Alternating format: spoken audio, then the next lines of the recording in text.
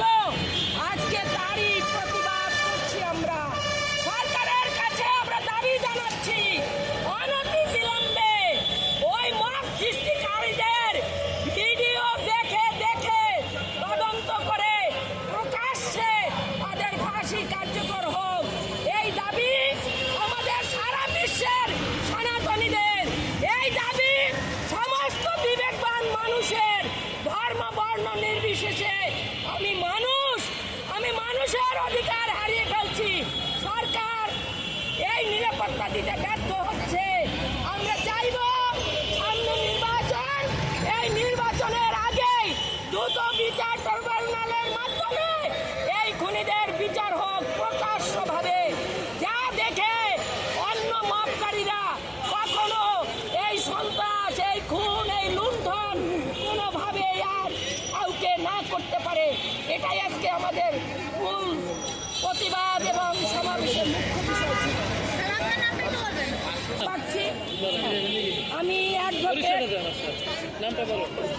আমি অ্যাডভোকেট প্রতিভা বাগচি, বাংলাদেশ জাতীয় হিন্দু মহাজোটের কেন্দ্রীয় কমিটির মহিলা বিষয়ক সম্পাদিকা।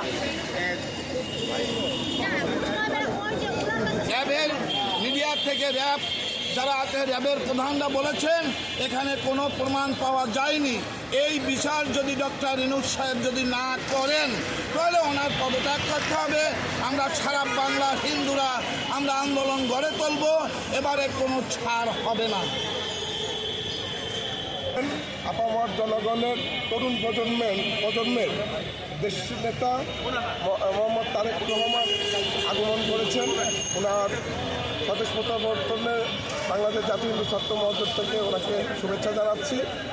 আমরা আশাবাদী যে ভবিষ্যতে জাতীয় নির্বাচনে উনি যদি জয়লাভ করেন তাহলে দেশনায়ক হিসাবে ওনার সন্তান পিতার পদাঙ্ক অনুসরণ করে এই বাংলাদেশকে একটি অসাম্প্রদায়িক বাংলাদেশের দিকে নিয়ে যাবে।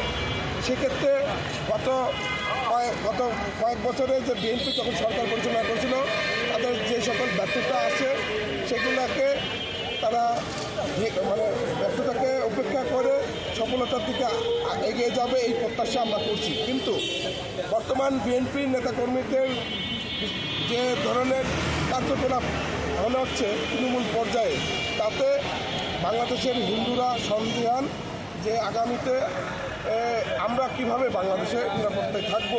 তাই দেশনায়ক তারেক রহমানের কাছে আমরা আবেদন জানাবো যে আপনার নেতৃত্বে যাতে একটি সুশৃঙ্খল বাংলাদেশ আমাদের